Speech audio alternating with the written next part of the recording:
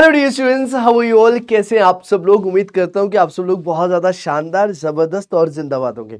ये वीडियो हर उस बच्चे के लिए बहुत ज़्यादा इंपॉर्टेंट है जो इस बार सीयूटी पीजी का एग्जाम इकोनॉमिक्स डोमेन के अंदर देने वाला है। क्यों? क्योंकि सर बहुत सारे बच्चे ये जानना चाह रहे थे कि इस बार का जो एग्जाम आए हमारे पास आएगा अभी सीयूटी पीजी का, वो सर इजी आएगा, मॉडरेट आएगा या डिफिकल्ट आएगा। तो ये क्वेश्चन बहुत सारे बच्चों के माइंड में अभी है।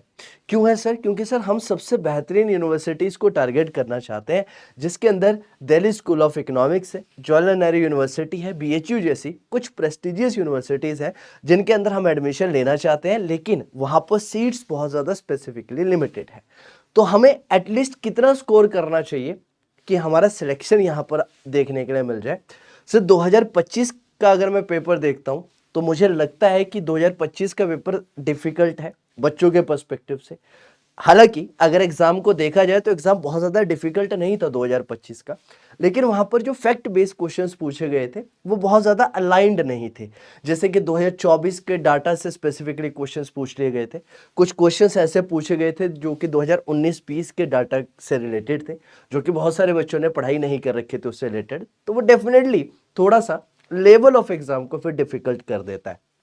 हालांकि अगर मैं स्पेसिफिकली इस एग्जाम की बात करूं तो ये एग्जाम आपकी एबिलिटी को टेस्ट करने का है, आपके नॉलेज को टेस्ट करने का है, जो आप लोग अभी तक कॉलेज लेवल तक पढ़कर आए हो।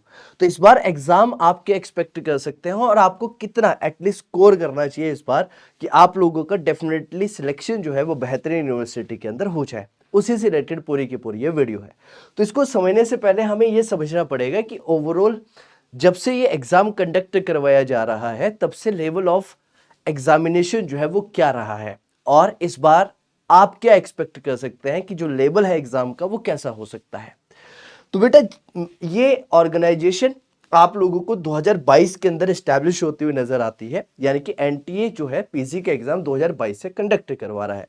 तो 2022 और 23 के अंदर अगर आप लोग देखते हैं तो लेवल ऑफ एग्जामिनेशन इकोनॉमिक्स का स्पेसिफिकली इजी था, यानी कि जो क्वेश्चंस पूछे गए थे वो स्पेसिफिकली फैक्ट बेस्ड क्वेश्चन थे, और जिन स्टूडेंट्स को उसके बारे में नॉलेज था उन्होंने आसानी से उन क्वेश्चंस के आंसर्स दे दिए थे।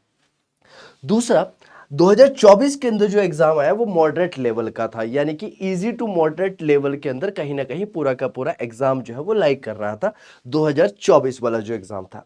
लेकिन सबसे इंपॉर्टेंट बात पता है क्या है इस पूरे के पूरे एग्जाम के अंदर? जब आपने 2022, 23, 24 के अंदर इस एग्जाम को दिया तो उस एग्जाम के अंदर आपसे सब्जेक्ट स्पेसिफिक के साथ साथ आपसे जनरल क्वेश्चंस भी पूछे जा रहे थे, यानी कि आपकी जनरल एबिलिटी को भी कहीं ना कहीं टेस्ट किया जा रहा था। बाद में एनटीए को कहीं ना कहीं ये रियलाइज हुआ कि अगर मैं किसी बच्चे का एडमिशन किसी स्पेसिफिक डोमेन के अंदर ले रही हूं तो मुझे कहीं ना कहीं ये पता होना चाहिए कि स्टूडेंट का सब्जेक्ट स्पेसिफिक नॉलेज कितना है, उसकी जनरल एबिलिटी का यहाँ पर कोई लेना देना नहीं है।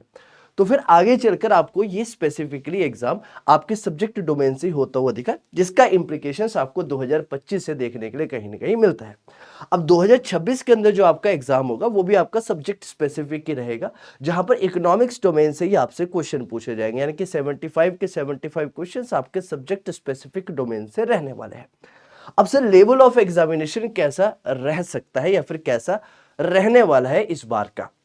तो मुझे ऐसा लगता है कि जो इस बार का जो एग्जाम होगा, और आप इस चीज को अभी समझिएगा भी, इसके पीछे का लॉजिक समझिएगा ऐसा मैं क्यों कह रहा हूं।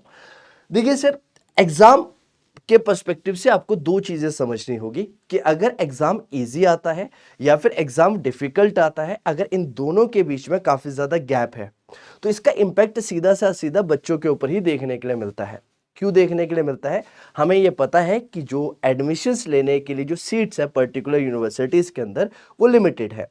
तो अगर पेपर का लेवल इजी आएगा तो डेफिनेटली आप लोगों को जो कट ऑफ मार्क्स है वो ज्यादा देखने के लिए मिलेगी। यानी अगर डिफिकल्ट पेपर आएगा तो दिल्ली स्कूल ऑफ इकोनॉमिक्स जहां पर आपको 180 190 नंबर पर मिलता हुआ नजर आएगा, वही यहां पर आपको 220 230 नंबर तक इसकी कट ऑफ देखने के लिए मिलेगी अगर एग्जाम आसान आता है। तो अगर पेपर इजी आता है, मॉडरेट आता है, डिफिकल्ट आता है, ये बहुत बड़ा चैलेंज नहीं होना चाहिए। क्यों चैलेंज नहीं होना चाहिए? क्योंकि अगर पेपर डिफिकल्ट है तो वो हर एक उस बच्चे के लिए डिफिकल्ट है जो इस बार एग्जाम दे रहा है, वो सबके लिए फिर डिफिकल्टी रहने वाला है। तो उस केस के अंदर आपकी कट ऑफ कम जाएगी। लेकिन अगर पेपर का लेवल आसान आता हुआ आप लोगों को दिखा तो कहीं ना कहीं आपको देखने के लिए मिलेगा कि कट ऑफ भी बढ़ती हुई नजर आएगी। तो मुझे ऐसा लगता है कि इस बार का जो 2026 का एग्जाम आप लोगों का रहेगा वो इजी टू मॉडरेट कैटेगरी के अंदर रहने वाला है। यानी कि 2026 के अंदर आपका exam easy to moderate level पर आप लोगों को देखने के लिए मिलेगा। और स्पेसिफिकली अगर मैं मॉडरेट की भी बात करूं तो वो मॉडरेट भी नहीं, इजी लेवल पर ज्यादा आपको देखने के लिए मिलेगा। और मैं ये एक्सपेक्ट करके चल रहा हूं कि इस बार के एग्जाम के बाद जो आपकी प्रेस्टिजियस यूनिवर्सिटीज है जैसे कि डीएससी वगैरह, इसके अंदर आपको कट ऑफ 210 प्लस मार्क्स के आसपास देखने के लिए मिलेगी। यानी कि 210 या फिर 210 से ज्यादा मार्क्स आपको एटलीस्ट टारगेट करने चाहिए इस एग्जाम के अंदर। अगर आप दिल्ली स्कूल ऑफ इकोनॉमिक्स जैसे कॉलेजेस को यहां पर या फिर यूनिवर्सिटीज, दिल्ली यूनिवर्सिटी को टारगेट कर रहे हैं, उसके कॉलेजेस को टारगेट कर रहे हैं, तो 200 प्लस स्कोर डेफिनेटली आप लोग सोचकर चलिएगा, लेकर चलिएगा और कोशिश करिएगा कि आप ज्यादा से ज्यादा स्कोर जो है एग्जाम के अंदर कर सके। ज्यादा से ज्यादा स्कोर करने का मतलब सिर्फ और सिर्फ एक ही है कि उन्हीं क्वेश्चंस के ऊपर फोकस करिएगा जो आपको डेफिनेटली आते हों। अगर क्वेश्चंस नहीं आते हैं तो क्वेश्चंस को स्किप करिएगा क्योंकि एग्जाम के अंदर नेगेटिव मार्किंग भी है।